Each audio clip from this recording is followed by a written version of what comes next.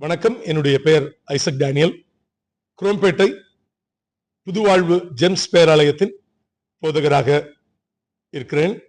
என்னுடைய ஆவிக்குரிய தகப்பனார் பேராயர் தயானந்தன் அவர்களுடைய பிறந்த நாளை முன்னிட்டு இந்த நாளிலே 3 உலக சாதனைகளை செய்திருக்கிறேன்.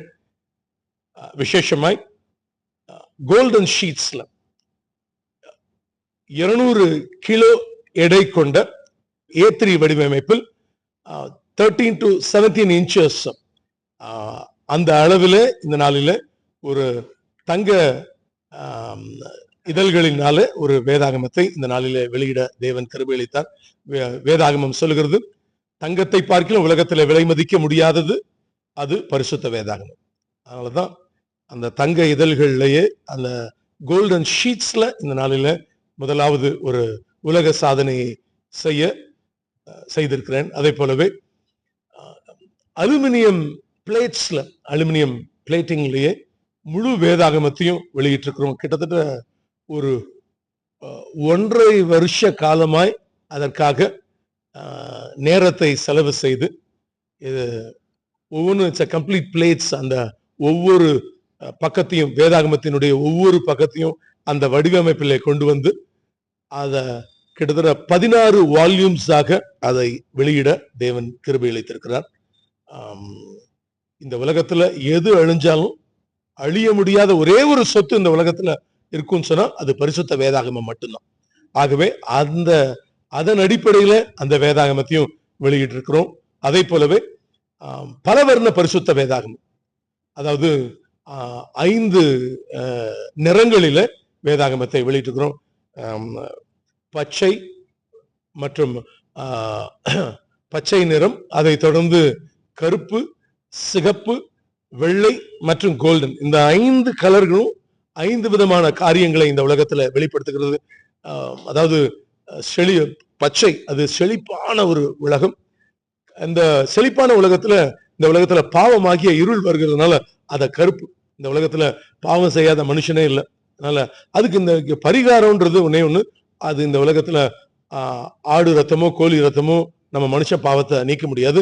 அதற்காக ஒரே ஒருத்தர் தான் இந்த உலகத்துல பலியாக வந்தார், இயேசு கிறிஸ்து. அதன் அடிப்படையில சிகப்பு, அதான் 3வது பகுதியாக சிவப்பு நிறம். அதை தொடர்ந்து 4வது அதுக்கு கிடைக்கிற ஒரு பிரதிபலன் என்ன? இயேசு கிறிஸ்துவின் ரத்தம் சகல பாவங்களை நீக்கி நம்மை சுத்திகரித்து அந்த வெண்மை, அது பரிசுத்தத்துக்கு அடையாளம். பரலோகம், மனுஷன் 100லும் சாவு 100லும் சாவு போய் சேர்ந்தா அந்த பரலோகத்துக்கு அடிப்படையாக அந்த கோல்டன் ஷீட்ஸ், இந்த அடிப்படையில அந்த வேதாகமத்தை இந்த நாளில வெளியிட்டு இருக்கிறோம். இந்த அழியாத ஒரே ஒரு சொத்து இந்த பரிசுத்த வேதாகமம். அதுக்காக தான் இந்த இதை போல ஏற்கனவே 10 உலக சாதனைகளை செய்திருக்கிறேன். உலகிலேயே மிக சிறிய வேதாகமம் 2.2 inchesல. அதே போலவே உலகத்துல மிக நீளமான வேதாகமம் 11 கிலோமீட்டர்ல. அதே போலவே 31,104 வசனங்களை 31,104 பேர், 10,000 முகமதியர்கள், 10,000 இந்து நண்பர்கள் மற்றும் 10,000 கிறிஸ்தவர்கள் மற்றும் பல மதத்தினரும் எழுதப்பட்ட ஒரு வேதாகமத்தை வெளியிட்டிருக்கிறோம். இப்பொழுதும் அடுத்தடுத்த நிலைகளில இன்னும் 78 மணி நேரத்துல முழு வேதாகமத்தையும் வாசித்து ஒரு உலக சாதனை செய்திருக்கிறேன். அதே போல 20 மணி நேரம் 20 நிமிஷம் நேர் முழங்காலில் இருந்து புதிய ஏற்பாட்டை வாசித்து உலக சாதனை செய்திருக்கிறோம். இன்னமும் அடுத்த சாதனையாக The Bible written by eminent personalities, பிரபலங்களால் எழுதப்படுகிற ஒரு கையெழுத்து வேதாகமம். கிட்டத்தட்ட 20,000 பிரபலங்கள் அதுல எழுதியிருக்கிறாங்க. கலைஞர் கருணாநிதி, இன்னும் புரட்சி தலைவி ஜெயலலிதா அம்மையார், இன்னும் மு.க. ஸ்டாலின் அவர்கள், இன்னும் இதை போல அதாவது இந்தியாவில் இருக்கக்கூடிய ஒவ்வொரு பகுதியில் இருக்கிற பஞ்சாப், மகாராஷ்டிரா, சிக்கிம், இப்படி ஒவ்வொரு மாநிலங்களில் இருக்கக்கூடிய கவர்னர்ஸ் மற்றும் அதை தொடர்ந்து இன்னும் சீஃப் மினிஸ்டர்ஸ் எல்லாம் எழுதியிருக்கிறாங்க.